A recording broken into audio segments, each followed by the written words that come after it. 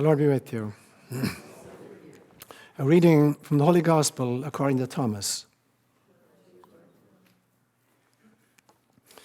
I just want to remind you again that today is the third Sunday of the month, and so after the end of the homily, we'll go into an extended dialogue discussion of the themes. Jesus says, "The kingdom of the Father is like a certain woman. She took a little leaven, concealed it in some dough, and made it into large loaves. Let those who have ears hear." Jesus says, "The kingdom of the Father is like a certain woman who was carrying a jar full of meal.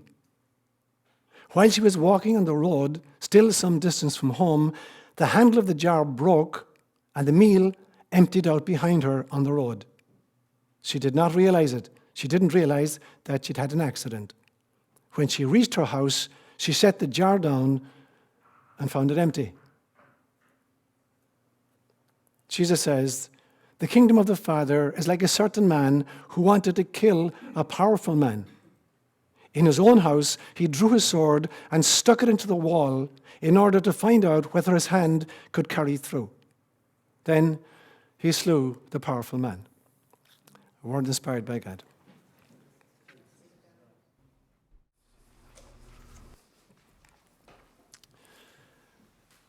My maternal grandfather was called James Murphy. I knew him as Daddy Jim. And he was born in 1882, about 2 miles outside of a very famous village called Blarney, famous for the Blarney Stone, Blarney Castle, you've all heard about it, and the gift of the gab. Well, there's a much more famous place near Blarney, much, much, much older than Blarney Castle, that just goes back 500 or 600 years.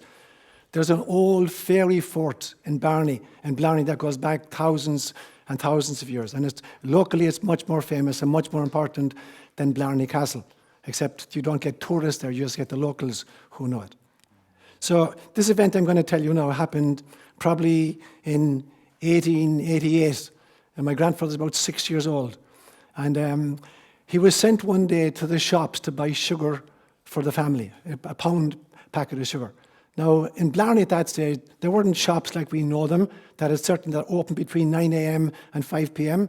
There were little places, family stores. You could knock at the door at 2 o'clock in the morning and say, "I need a pint of milk," and they'd get up and give you a pint of milk. So his mother sent him down to the shops, which was about 2 miles away, to get a packet of sugar. And it's about 7 o'clock in the evening, it's getting towards winter, and there's this beautiful full moon. And so Daddy Jim wanders off down, taking his time, gets to the shop and buys the pound of sugar and has it under his oxter. And on his way home, and he's looking at this gorgeous moon, and all of a sudden he hears this music emanating from the fairy fort. Now, he was a great musician himself, a great dancer and a great musician. And so being a little boy of 6, his mouth drops open and he's listening to the sound. And all of a sudden he sees a splink of light coming out from under the fort. And he walks up to it very, very slowly. And all of a sudden, a portal opens up, and being a little boy, he squeezes through. And he finds himself in this huge underground chamber, and there are hundreds of fairies and leprechauns having a céilí, having a shiamsa, having a session. And they're playing fiddles and mouth organs and accordions and drums and all kinds of things. And he's totally fascinated by it. And he's sitting there for a while watching the proceedings. And because he's a little boy, and he's curious, and he's into music anyway, he trundles into them and he says, "Can I ever go at one of them?" And they look around startled, and there's this little kid. And so they give him a fiddle, and he puts the fiddle up, and he starts playing the fiddle. He's a really, really good musician. And they're absolutely delighted with him. And all of a sudden, one of the leprechauns noticed that there's a package that he's left on the floor. And he says, "What's that?" And my grandfather says, "Oh, that's a pound of sugar. My mother sent me down to the shop to get sugar." And the leprechaun's, "God," he says, "I'd give my eye teeth for a strong cup of tea with 2 spoons of sugar in it. Any chance I could borrow some sugar from you?" And my grandfather says, "Of course, work away." The word got around, unfortunately, and every fairy in the place wanted a cup of strong tea with 2 spoons of sugar in it. And so between the kip of the reel, all of a sudden, he's like this much sugar left in the backside of the canister. And they tell him at this stage, "It's time for you to be going home." So he comes out, and the portal closes behind him, and it's broad daylight. And he can't, "Oh my God almighty, where have I been for the last 4 or 5 hours?" And he comes out and he's running home, and he sees this big crowd coming towards him, led by a big RIC man. The RIC were the Royal Irish Constabulary.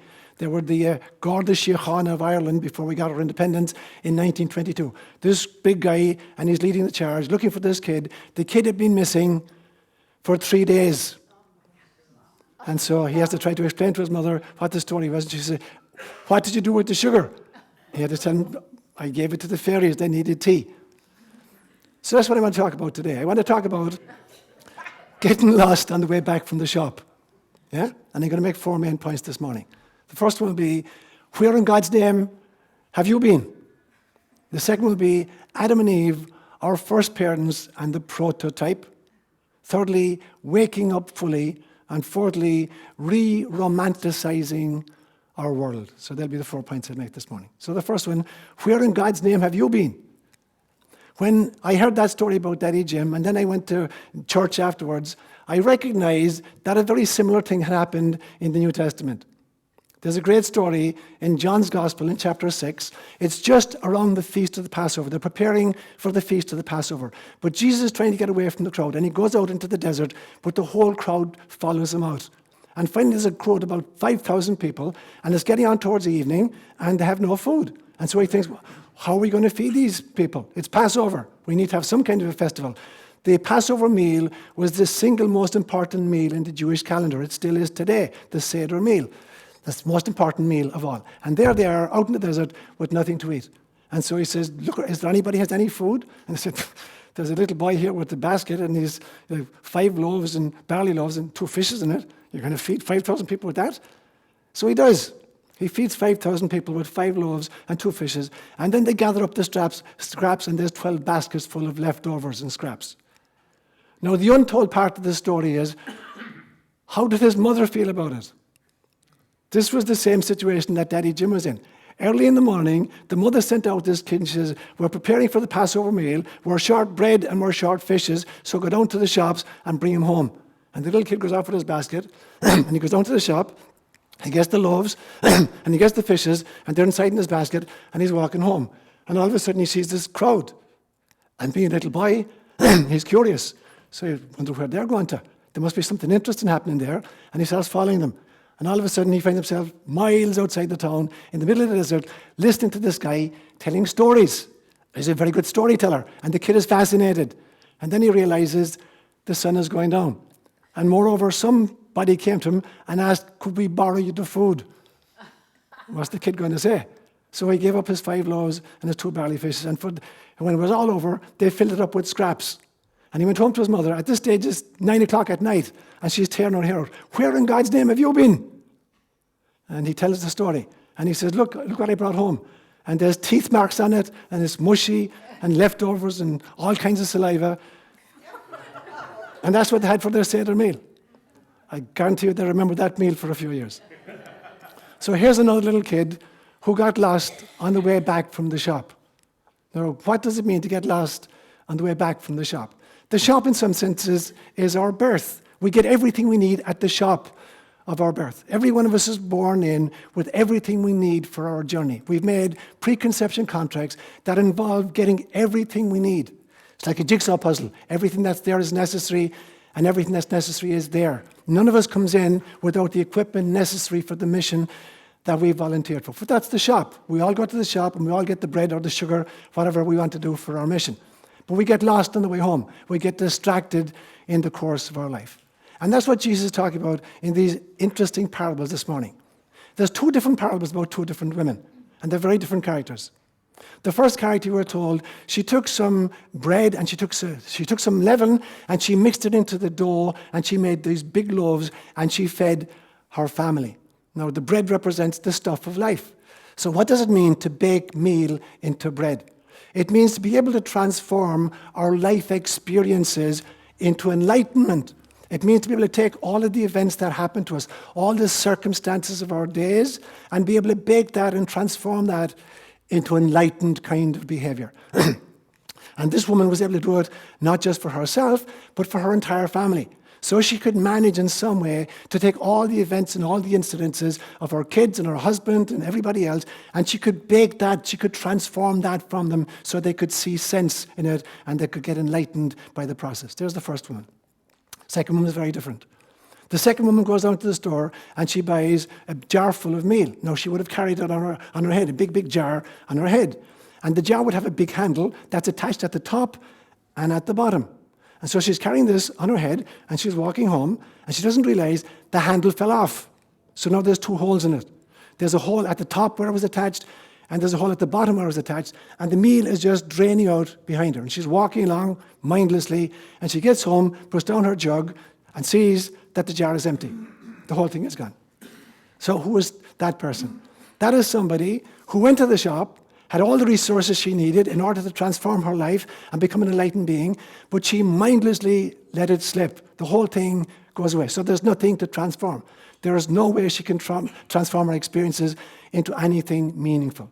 How many of us do the same thing? How many of us have wasted the resources we got at the shop and drained out the meal experience by experience by experience and just become cynical and embittered by life rather than become enlightened in the process? Instead of being able to bake a meal for our families, the people we contracted with, we find all we bring to the equation is cynicism and mindlessness. So that's the second woman.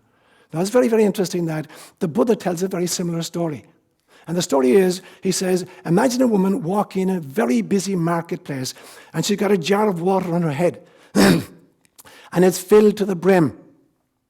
And there's a soldier walking behind her with a drawn sword, and he's under instructions that if she spills a single drop of water, he's to cut the head off her. Now, it seems like a really, really violent image. It has nothing, of course, to do with the kingdom of heaven. It has everything to do with mindfulness, the way in which we live our lives. It's not the Buddha saying that some God up there that's going to punish us for our misdeeds. He's saying, imagine if your life depended upon not letting go a single drop of water. How mindfully would you live your life?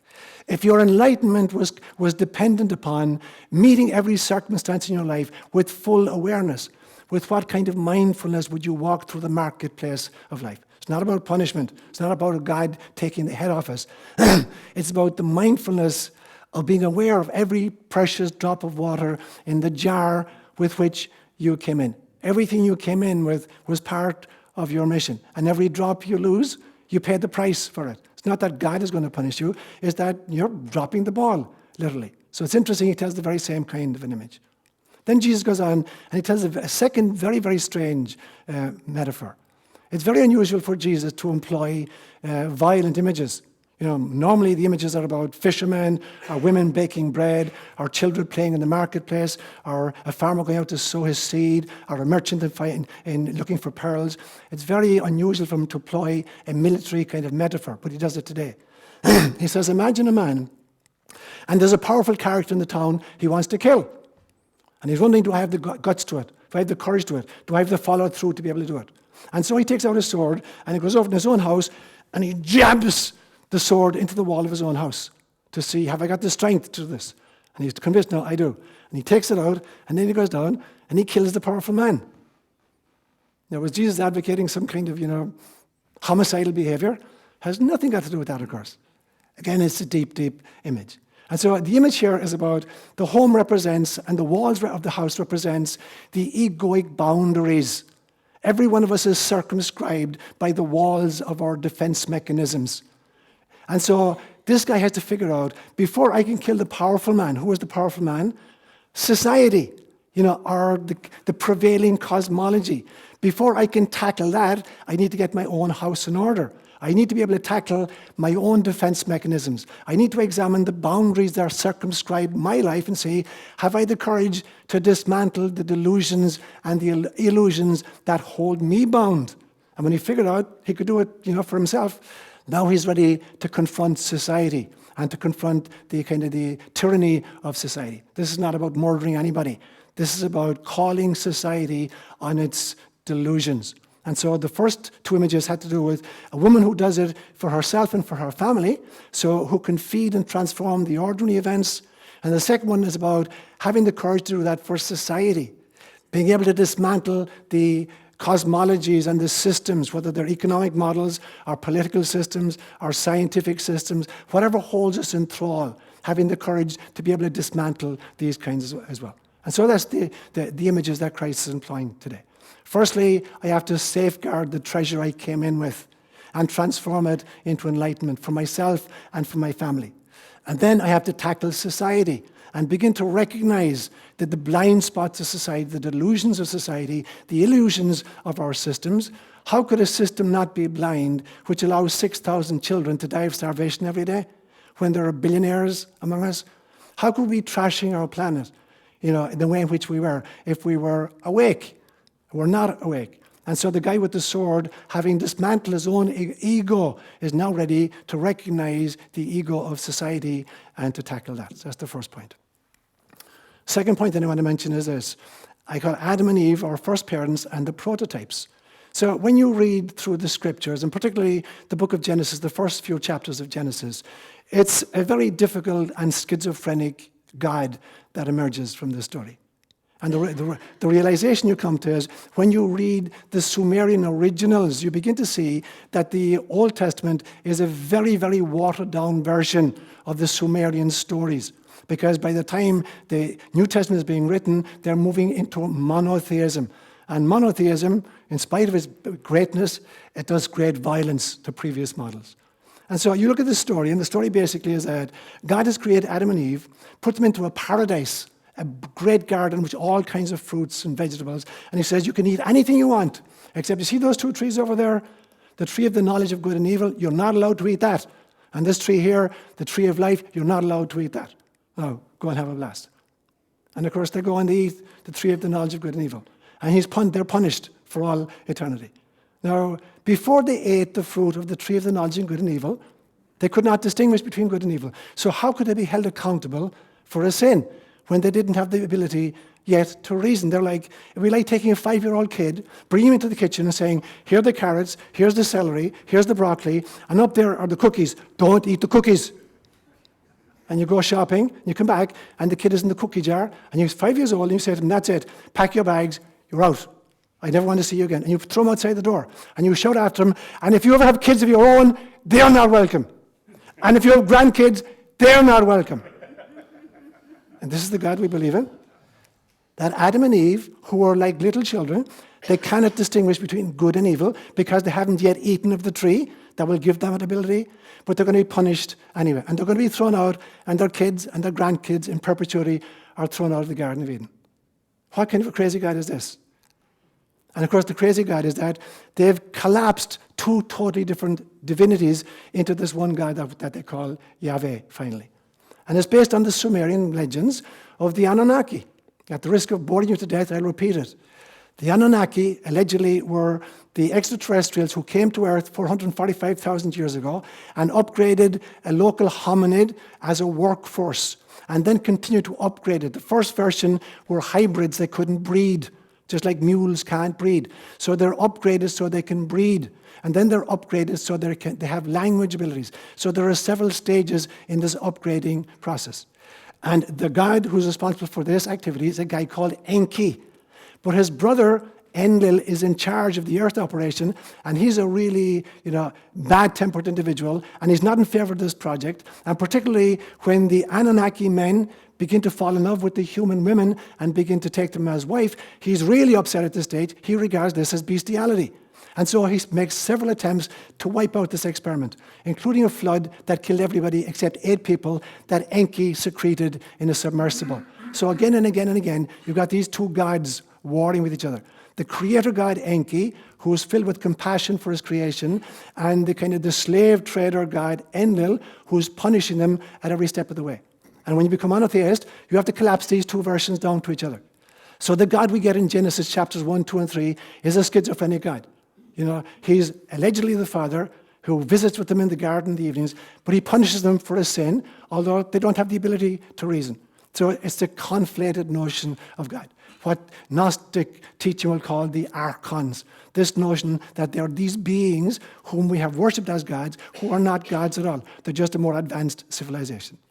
So when you look then at the story of Adam and Eve, not only are they our first parents, they were the first experiment in upgrading some kind of a hominid, so Homo erectus to Homo sapiens or Homo sapiens sapiens, they're also the prototypes, because ontogeny recapitulates phylogeny.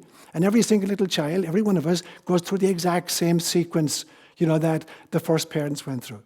We were told after they'd eaten the fruit of the knowledge of good and evil, their eyes were opened. Now, the traditional, kind of explanation for this is they say, "Oh my God, you're stark naked. I don't believe it. Go away from me." It had nothing to do with their nakedness. The nakedness is the realization at some stage that in our journey, firstly, our physical eyes open. For the first period of time, a little baby can't track. You start making a movement in front of a little baby, they can't track your movement. It's very difficult for them even to physically open their eyes. So after a while they do, and after a while they can track with their eyes. But at a later stage, they have to open the eyes of their senses. They have to begin to realize that where for the first few years, they're identified with their emotions. They don't have emotions. Little babies don't have emotions. They are emotions. They're totally in the grip of whatever current emotion they're experiencing. After a while, the eyes of the emotions open up and they can distinguish between what's appropriate and what is not appropriate. At some stage, the eyes of the mind open up. They begin to be reasonable. At about age 7, they can ratiocinate. They can learn rules, meaningful rules of behavior, and therefore, for the first time ever, they're capable of making moral decisions. A 3-year-old child cannot make a moral decision. It's neither immoral nor moral, it is amoral. It doesn't have the capacity, the brain wiring, yes, to be able to see somebody else's point of view, and therefore they can't be moral. At age 7, that begins to happen. At age 12, we become self-reflective. We can begin to give ourselves feedback about our own behavior, and around this stage as well, we become sexually mature. And so our eyes are opened in all these senses. We become aware of sexuality, that we are co-creators with God. We become aware of ourselves and our own deeds and society, and we can critique society. This is the movement through which Adam and Eve were going. And if you're Enlil, this is bad, because now you're acting like God. If you're Enki, you're delighted. So Enki is represented in the Old Testament as the serpent. He's not a serpent, he's a healer. In fact, the symbol of healing is 2 serpents, wound around each other, the caduceus. And that's the double helix. That's the symbol of life. This was his symbol. And so the serpent came and said, "What did Enlil say to you?" And they said, "We're not supposed to eat that tree because if we do, we'll die." And he said, No, that's not true. If you eat that, you become a god like him. You'll know good and evil. So the serpent, who has always been treated as the bad guy, in fact was the good guy. He's the creator God who loved and had compassion, and the other guy is the strict authoritarian. But we're stuck with a model in which we have a God that doesn't work for us anymore. And so every little child has to go through the same process. We have to come awake. Which brings me to my third point, coming fully awake. The real sin then, as far as I'm concerned, is not that we ate the fruit. The real sin is that we stopped eating the fruit. The real sin is that we only ate it once and we've stopped. We're meant to go back in over the wall, whether Enlil is there or not, and gorge ourselves on the apples. Because human evolution demands of us that we become wiser and wiser beings. We go not just from Homo erectus to Homo sapiens, but from Homo sapiens to Homo sapiens sapiens, and from Homo sapiens sapiens to Homo spiritualis, until we achieve ultimate wisdom. So that is the journey. The journey is having the courage to keep going back into the garden and keep eating the fruit, in spite of all the injunctions. It has become as wise to discover the divinity within ourselves. And we do that in many, many ways. One of the chief ways is some kind of mindfulness. So there are 2 great forms of meditation. One is called concentration meditation, where you focus very, very narrowly on an object, whether it's a candle flame or a sound or your breathing or a mantra. You focus with such intensity that you can't be distracted. Or the other one is mindfulness meditation, vipassana meditation, where you become totally aware of your environment and every aspect of it, but you don't get seduced by any one of them. And the example I use of this is, imagine we're sitting in a long, narrow room, and it's dark. There's only one window at the very, very end. And as we're watching, there's a circus is passing by. And now you can see the giraffe's neck in the window frame, and you watch it, and then it's gone. And then you see a cage full of monkeys passing, and you watch it, and now it's gone. Then you see the elephant passing by, and you watch it, and it's gone. And then you see a bunch of clowns, and they pass the window, you see them, and then they're gone. You resist the temptation of running up the room and sticking your head out through the window and finding out what happened to the monkeys. So Vipassana meditation is the ability to allow all our experiences to address us, to tag them, but not get seduced by them. So be aware of our physical sensations, aware of our emotional sensations, aware of our thoughts, aware of our imagining, aware of our memories, aware of everything, but not get seduced by anything. Into the realization that we have bodies, but we are not our bodies, that we have emotions, but we are not our emotions, that we have an intellect, but we are not our intellect, we have a personality, and we're not even our personality. These are just resources for incarnation. And so when we get to that place, then waking up fully is that realization that we can let go of the identification with the physical and realize it's our mission. The reason we're here is that it's our mission. And all these have been given us to help us in the journey. Which brings me to my final point. When you wake up fully, how do we then begin to re-romanticize our world? 1 billion years ago, there was no color on planet Earth. Although by then, planet Earth was 3.5 billion years of age. 1 billion years ago, there was no color on planet Earth. Does that mean that the sky wasn't blue and grass wasn't green and daffodils weren't yellow? No, it doesn't mean that. It means that the eye had not yet been invented. The eye was invented by tiny little creatures called the trilobites that came about 545 million years ago. So before the arrival of the eye and the trilobites, there was no consciousness on planet Earth that could infer color from nature. I'm not saying it didn't exist. There was no consciousness to infer it. And in the absence of an appropriate consciousness, nature is not free to reveal particular aspects of itself. It is the appropriate consciousness that calls forth the experiences. And if the appropriate consciousness is not there, nothing will happen. You watch your dog pick up his ear and listen for some sound that you can't hear. Because you lack the ability to hear above 10,000 hertz, you can't detect sounds that your dog can hear. So in the absence of the appropriate consciousness, there's no sound as far as you're concerned. And that is true of quantum mechanics. We know from quantum mechanics that we call it the observer effect, that the very observer makes a difference to the outcome. The double-slit experiment, for instance, in physics. The observer creates the effect in some senses. We certainly create our own models of reality.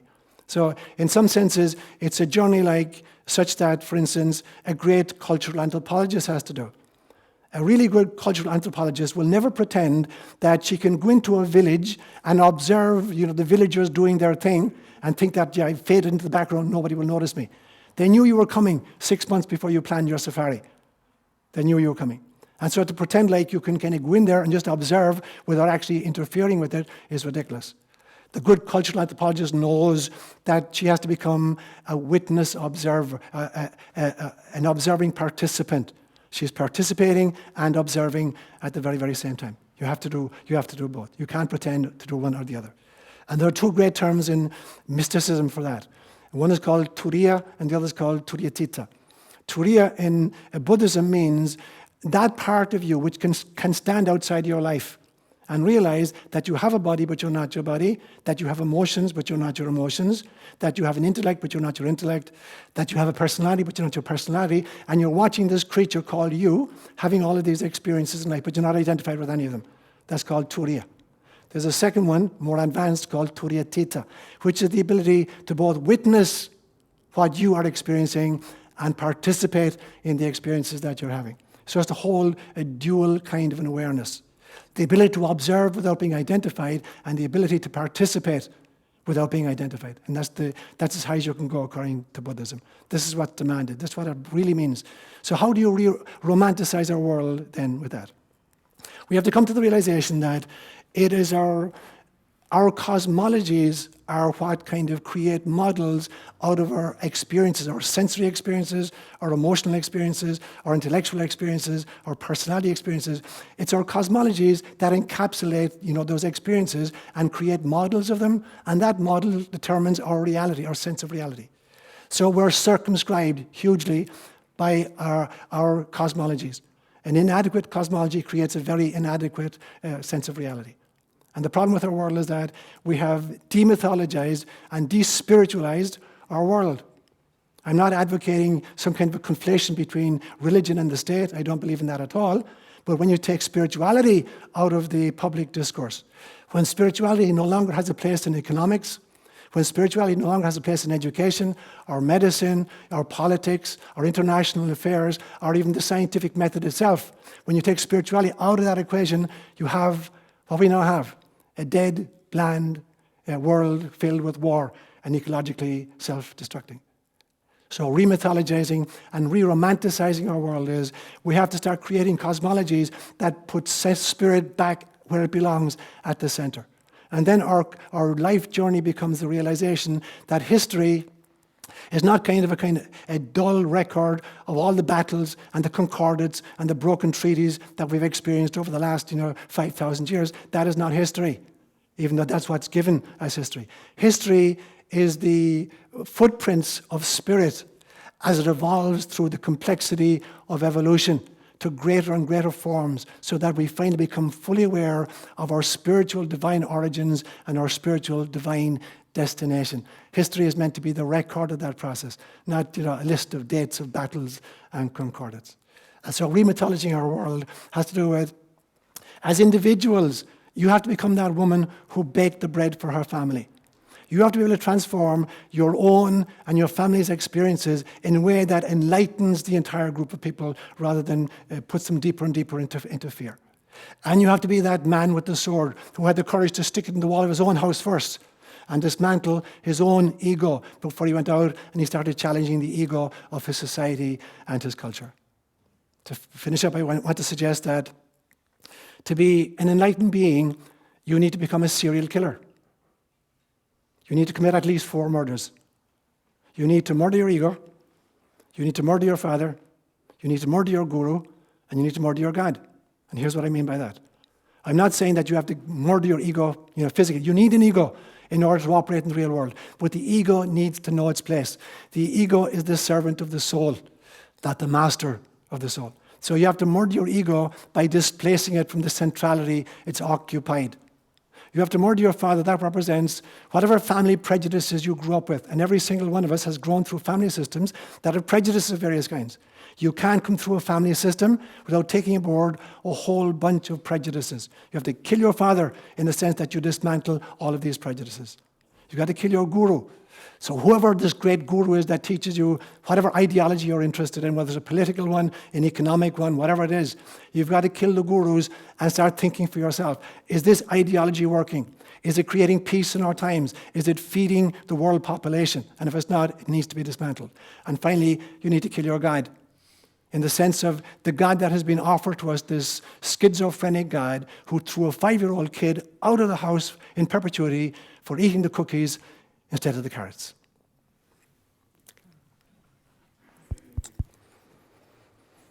Okay, guys, let's open it up. Jane and then Patricia.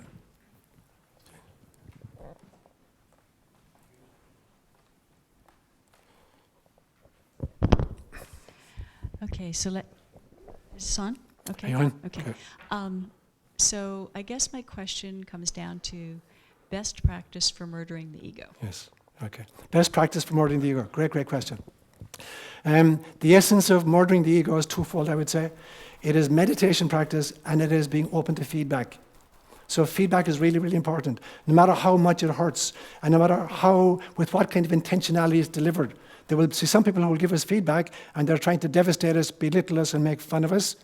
But there's always some little bit of truth in it. So I've told you the story many times. When I was living in Kenya, I lived with people who had been nomadic pastoralists for thousands of years. And now the government is trying to settle them into an agricultural lifestyle. They have no agricultural practice. So we developed an agricultural policy. We lived in a region where there is torrential rains 2 months of the year, August, September, and for the rest of the time, it's temperatures of 120, 122. So how do you develop an agricultural policy like that? So we hit upon a brand of maize that would go from sowing to harvesting within 3 months. And the system was very simple. 4 people would go out together, and the first guy had a long pointed stick, and he would jab a hole in the ground every 6 inches. The second guy would come out, and she'd have a bag of maize kernels, and she'd put 2 kernels into each hole. The third person would come along and would have a bag of artificial powder fertilizer, if the family could afford it, and not all families could. And he'd have a little spoon, and he'd take a spoon of fertilizer, and he'd put it into each hole. And the fourth guy came along and just covered up the hole, and they'd walk behind each other. And after about 4 or 5 weeks, because of the torrential rain, the maize would be already this height, 18 inches high, and they'd weed it. And then after 2 months, it'd be this height, and they'd weed it again. And then after 3 months, it'd be this height, and they'd harvest it. And I was their priest and I was their agricultural instructor. So I would take them in for seminars. And I would say to them for the first 2 years, if you had to make a choice between either fertilizing the maize or weeding it, which is the more important? Imagine for some reason you're not allowed to do both. And you're only allowed to do one. Which is more important? And they just guessed the answers for the first 2 years. After the second year, they got the right answer every time.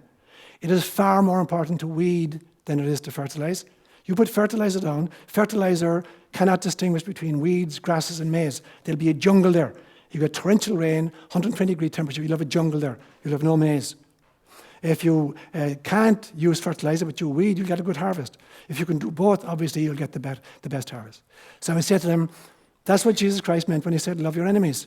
He wasn't talking about, lying down and becoming a doormat for people to walk over. He was saying, listen to what people are saying about you. They'll exaggerate wildly. They may take great gaudium in putting you down, but there may be some little kernel of truth in it. And you're far better employed of trying to figure out what the grain of truth is than trying to do a put down of your own. So feedback, I would say, is essential to looking at my ego. And the other one then is meditation, mindfulness meditation, where I can begin to disidentify on a regular basis, with my physicality, emotionality, intellectuality, etc. I think Patricia was next, and then Johanna. So just, okay, lovely. So Johanna was next, I think, and then Karen.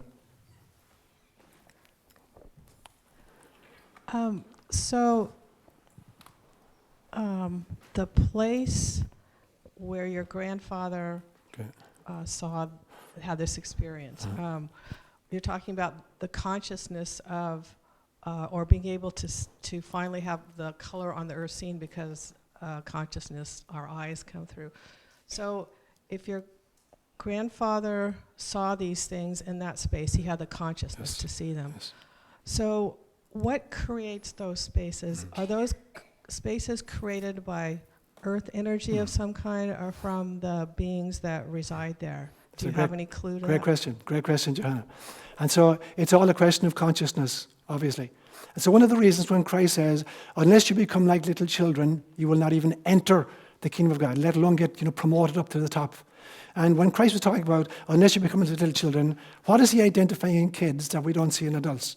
The first one is curiosity. They ask really, really deep questions. The second one is forgiveness. Kids will forgive anything. The third thing is they're prejudice-free. Kids don't have prejudices.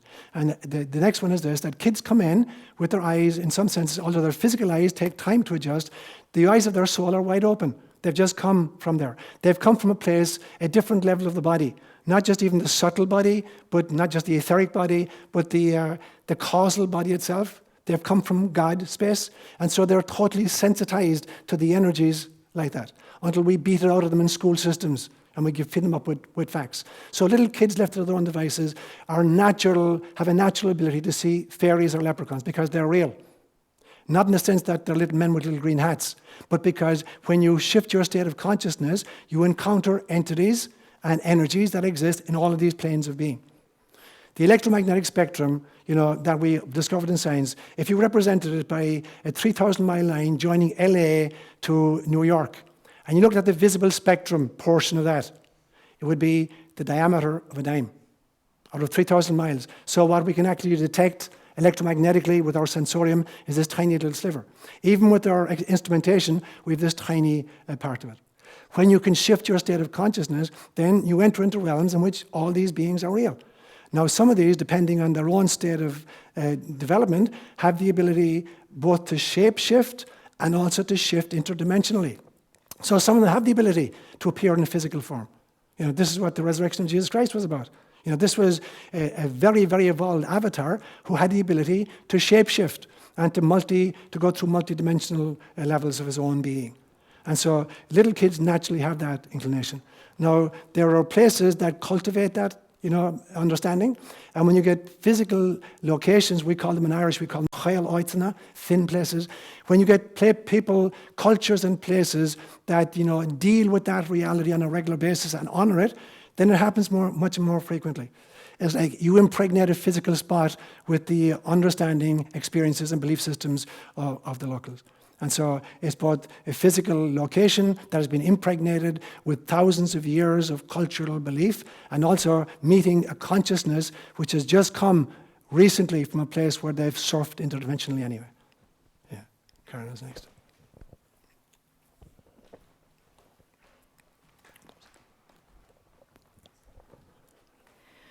So my question has to do with Turiya and Turiyatita.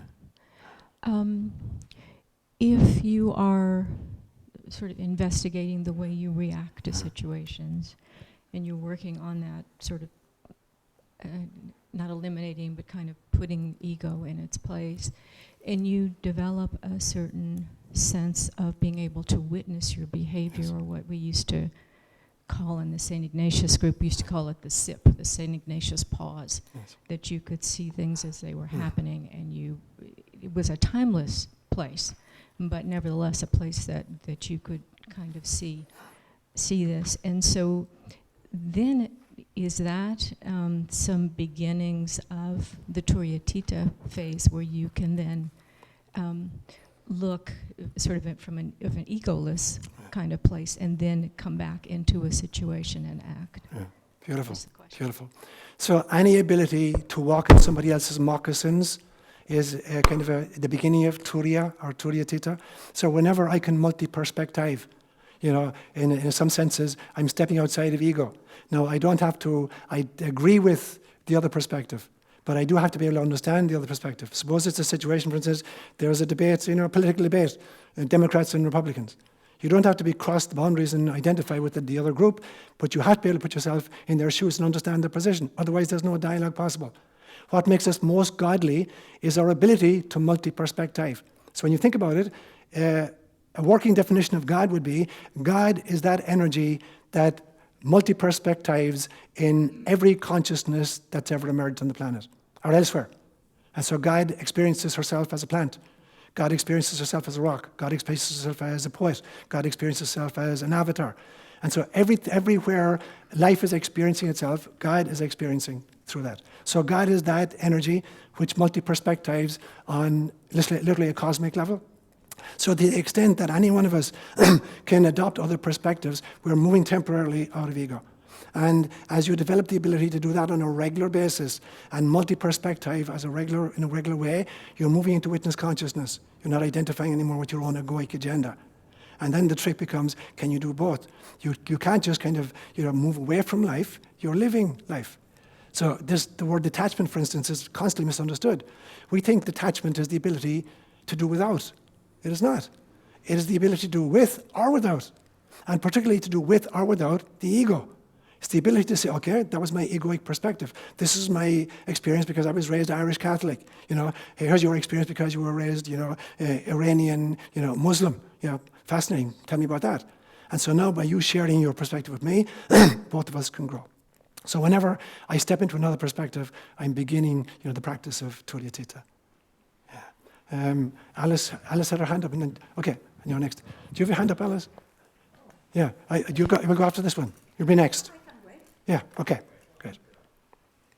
Bill. Yeah, I heard an interesting thought this week that I'd like your thoughts on. It was a critique of this unity consciousness that seems so popular lately, that separation is an illusion, and I'm you, and you are me, and we're all just one. Okay. And he was making the point that for consciousness to be aware of something, there has to be an other to be aware of. And actually, that made me feel much better about being an embodied human rather than a big drop in a pool of undifferentiated whatever. It's a great story. Great question, Bill. Let me offer you two stories as a kind of response to it, and then I'll make a critique of it. I was in Germany a few years ago on a book tour, and after one of the presentations, there was a group of people, all authors who'd been presenting, sitting around the table. And there's this one guy there who was very, very big into Vedanta, the notion that life is a total illusion. And we're sitting across the table, a whole bunch of us, and we're dialoguing, debating, and arguing.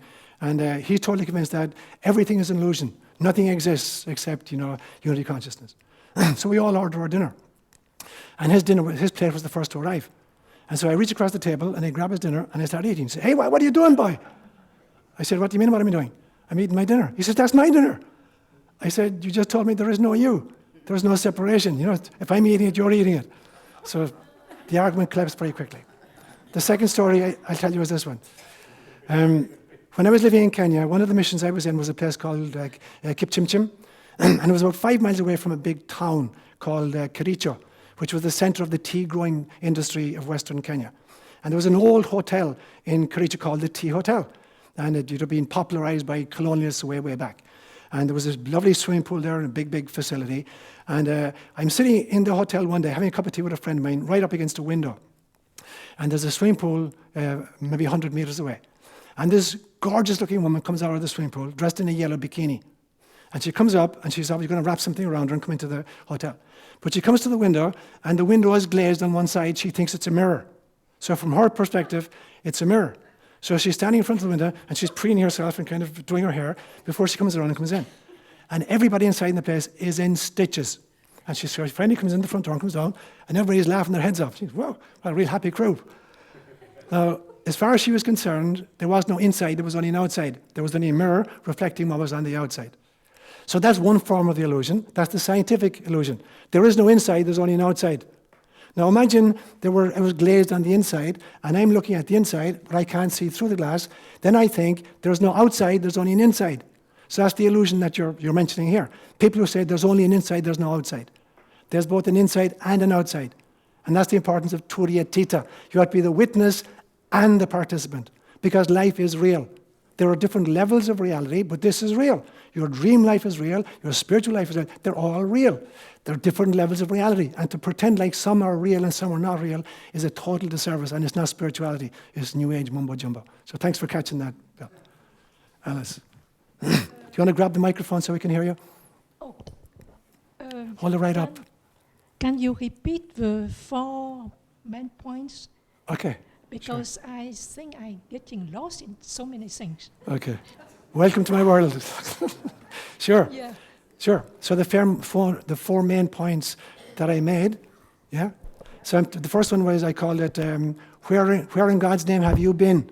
So how do we get lost on the journey from the shop to home, from birth to death? How do we get lost in that journey? Yeah? And then Christ tells his images. The second point I made was Adam and Eve as our first parents and our prototypes, because the journey they made into full self-consciousness is the journey that every single human being has to make. The third point I made was becoming fully awake. And I'm saying that the sin is not that we ate the fruit, the sin is that we stopped eating the fruit. We didn't go back again and again and again. We have to go back and keep evolving as a species. And the fourth one was re-romanticizing the world, bringing romance, mythology, in the best sense of the word mythology, and spirituality and mysticism back into our economics, our political system, our scientific models, our educational systems, our medical models. It has to be re-spiritualized, re-romanticized, and re-mythologized. So there are the 4 points I was making. Yeah. That's 4. Yeah. Okay. So the first one is, where in God's name have you been? The child who got lost, yeah.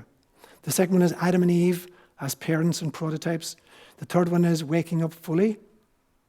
And the fourth one is re-romanticizing our world. Okay. Yeah, great. Thanks, Alice. Tom. But we want to get you on, otherwise the answer will be meaningless. Yeah. Most of the answers are meaningless anyway, but there'll be some excuse then. So I like this idea of this electromagnetic spectrum from Los Angeles to New York, and we are on a dime of it.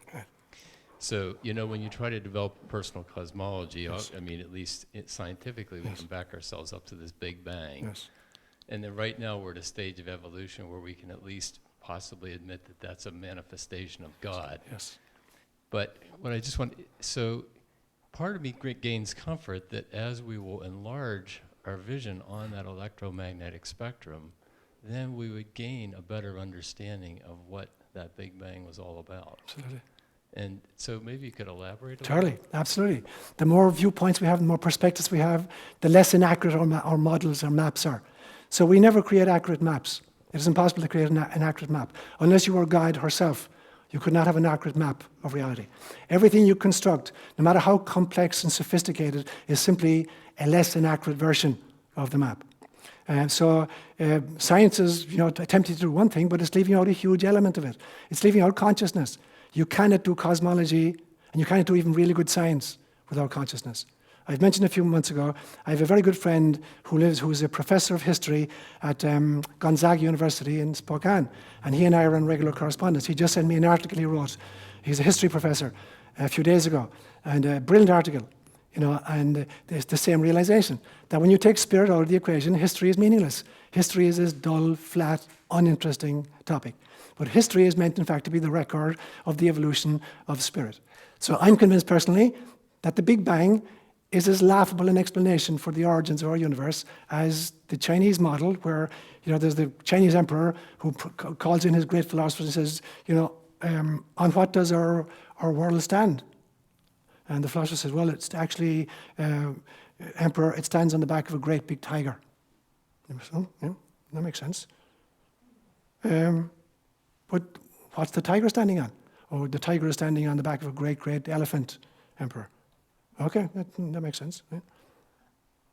But what's the elephant standing on? Oh, the elephant is standing on this ancient turtle. Okay. But what's the turtle standing on? And the philosopher says, from there on down is turtles all the way. I mean, that's how ridiculous the Big Bang is. It's our current best shot at making sense of our observations.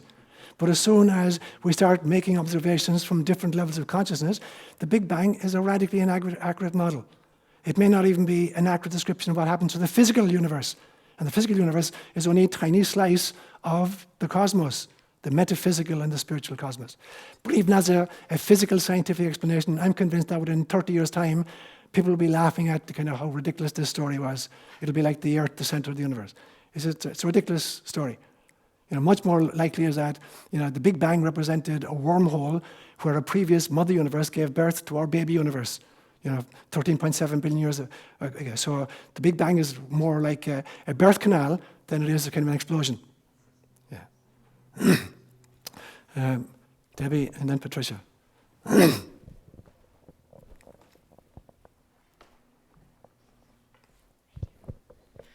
So listening to the Tur Latita, Yeah, Tur Latita. could that be comparable to when Jesus said, be in the world and not of it? Brilliant. Did you hear Deborah's comment? Tur Latita, is that comparable to Jesus saying, be in the world but not of it? That's precisely what it is. It's exactly what it is. It is fully participating in human life, but not identifying with it. And so, as Christ literally, he totally incarnated. There was nothing about him, in a sense, that wasn't totally committed to the experience of human incarnation, including dying a very painful death. But he never identified with it. I've mentioned there's a great Indian poet I've mentioned a few weeks ago called Kabir, 15th century poet, who was Hindu, Muslim, and Christian. He followed all three systems. And he said of Jesus one time, he said, and actually he's quoting a Gnostic scripture because it's not in the canonical scriptures. He said, Jesus, blessed be he, once said, life is a bridge. Cross over it, but do not build your house upon it. So you find that in the Gnostic scriptures, but you don't find it in the canonical scriptures. So Kabir was, an expert in the Gnostic scriptures, Gnostic Christian scriptures. So it's precisely what you mean. We have to fully participate in it because we volunteered for it, and it demands and deserves nothing less than our total effort and total love of the planet, and each other, and its resources, but not identifying, this is not our origin, and it is not our final destiny. Great, Thank you. Explain it. Thank you, Sean. Sure, love. This is a little bit on a lower level in the sense that you're talking about trying to identify, but not participate. Identify or observe, but not participate. But what if? No, you have to participate. Yeah, You've got to participate and observe. Oh, both. Yes. I see. Okay. So what are some tools if you have a block where you're having difficulty to do that? Okay. I know you're mentioning about meditation, but sometimes even when you meditate, you run into blocks. Yes. And so are there tools to help with that? Yeah. Some of the tools, just mentioned four of them. Some of them have to do with dismantling old belief systems and old kind of practices and trying to rekindle new ones. So there are four things that don't work, but that we continue to try. I call them the 4 Ps. We're told again and again, avoid pain under all costs. Pain is the enemy. You avoid pain, you'll be a happy camper. The second one is, pursue pleasure. If you experience pleasure, you're going to be a happy camper. The third one is, be powerful. When you're powerful, nobody can get at you. You live forever. And the fourth one is, when difficulties arise, problem solve. And the truth is, none of these four work. Pain is the price of incarnation. You can't avoid pain. You can avoid suffering, which is the stories we make up about the pain, but you can't avoid the pain. So it is about, taking the meal. The meal, in some senses, is the pain, and the woman bakes it into the bread, which is the enlightened response to it. So you have to take the pain and transform it into meaning. So you can't avoid pain. You have to use pain and bake pain. The second one is the pursuit of pleasure. It's fine to, have an ice cream sundae, but pleasure, all mammals are programmed to habituate to pleasure. No matter how good rum raisin ice cream tastes, after 2 tubs, I want to barf. Yeah? So because all mammals are habituated to pleasure. Pleasure is not going to give you happiness. It will give you temporary satisfaction, but not happiness. Thirdly, power. No matter how powerful you are, cumulatively speaking, there have been about 111 billion human beings who have lived on planet Earth over the last 50,000 years. Of those 111 billion, 104 billion are dead. Whether they were popes or presidents or whoever they were, they're dead. So power doesn't confer longevity or, that doesn't work. And finally, problem solving. You think that just, you can meet a problem, solve it, and you'll be happy. I told you a story about one time in Africa, an old man saying to me, why is it for you Europeans that your only response to a problem is to want to solve it? I'm thinking, what the hell is this guy on about? So I said, what do you do with a problem? And he said to me, we were talking Swahili, but more or less what he said was, he said, a problem is an invitation to self-transcendence.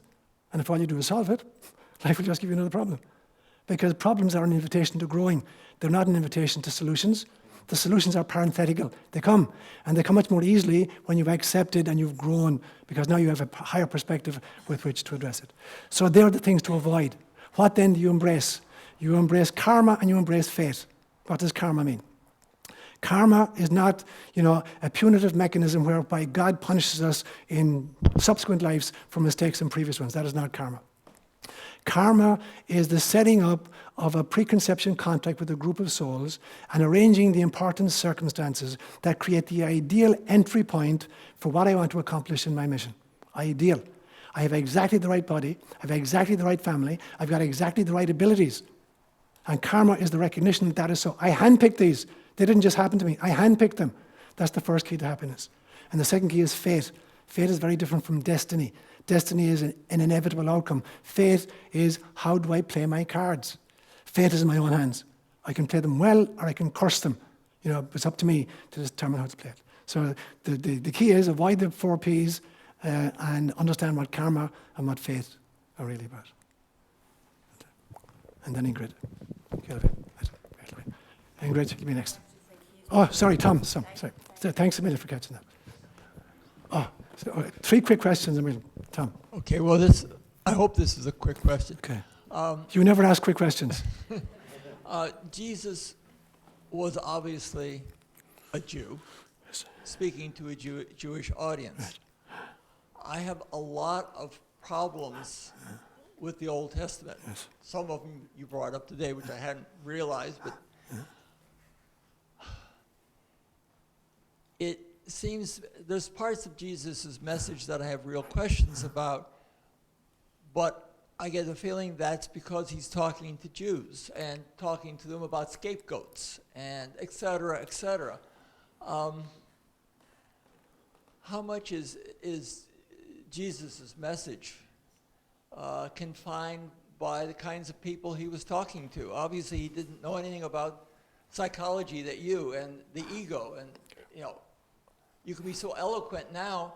If he said those things, 2,000 years ago, they would say, "Huh? Right, Who's exactly. this joker?" Totally, you're absolutely right. And so, our ability to understand his message is compromised by, the understanding of the time and the mentality and the mindset that's meeting it. Christ in his audience had people who were mystics, who got him at a deep, deep, deep level. He in his audience were people who were symbolists, who got at the level of symbol. And he got people who were fundamentalists, who only got at the level of fundamentalism. But the difficulty for a teacher, I've used this example many, many times.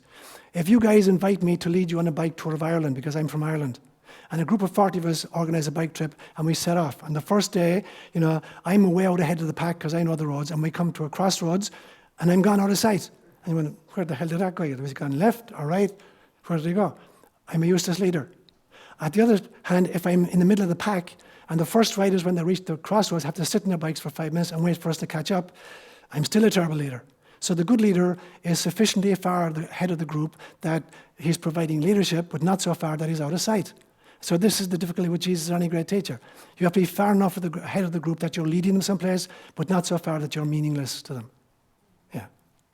I take 2 more very quick questions. So. Great. There's 2 images from earlier reading in my life that came up when you were just talking about the Turutita? Yeah. Okay.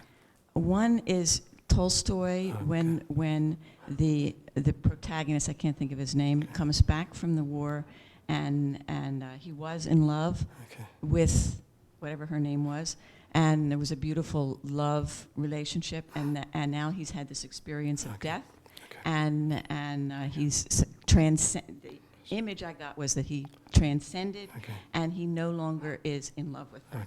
The other is like Siddhartha. And Siddhartha was in love. Yes. And then Siddhartha leaves that life, and he basically drops all that.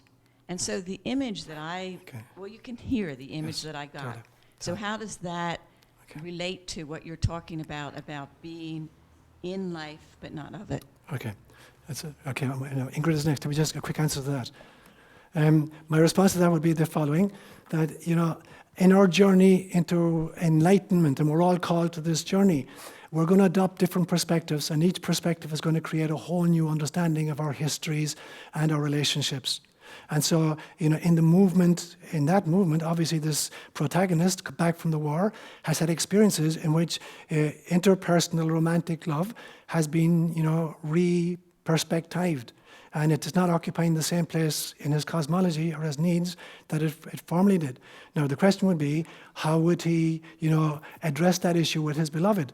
Is he going to kind of just slap her down, break her heart, or how would he deal with this? There's actually a great story told about Thich Nhat Hanh. That in Thich Nhat Hanh, this great Buddhist monk, that as a young man, he was in love with a girl. And he finally decided he wanted to become a monk. And years later, he realized he'd broken this woman's heart. And he'd done it in a very, very shabby fashion. And he was really, really contrite. And so the ways in which we now, having adopted a new perspective, that we let go of the pieces that heretofore were very important to us, that how we do it is really important. Is it done lovingly, compassionately, or is it just done, I've outgrown you, you were a former phase. So it has to do with the way in which the new position is adopted and what happens to the previous commitments and relationships. Final question to Ingrid. Well, it's really a comment. I really liked what you said, how we need to romance our world that we're in right now. Because really, one of my prime directives is to romance life and my life, just in its small sphere of influence, that we are transmitters and receivers of love. And when we start to know that and believe it and act as if that's true, we are reflected with God's love, Goddess love, and we fall in love with our life, but we fall in love with life itself. So just start to romance your own world. Whoever you meet, wherever you go, it's a hello, it's a smile, it's a how are you, do a little flirting, whatever it is, engage with the life process. That's beautiful, Ingrid. Make one final comment and we'll call it a day. What could be more exciting, what could be more romantic than the realization that you were handpicked by God for a mission? And it's true of every single one of us. And we remembered what the mission was until we came down, and then we've forgotten. So when you begin to wake to that realization, it doesn't make you unique, it makes you different. You've got a mission, a very different mission from everybody else, but it always involves, remembering your own divinity and the divinity of everybody else and offering namaste. The God in me recognizes and honors the God in you. What could be more romantic than falling in love with God? Thanks a million, guys.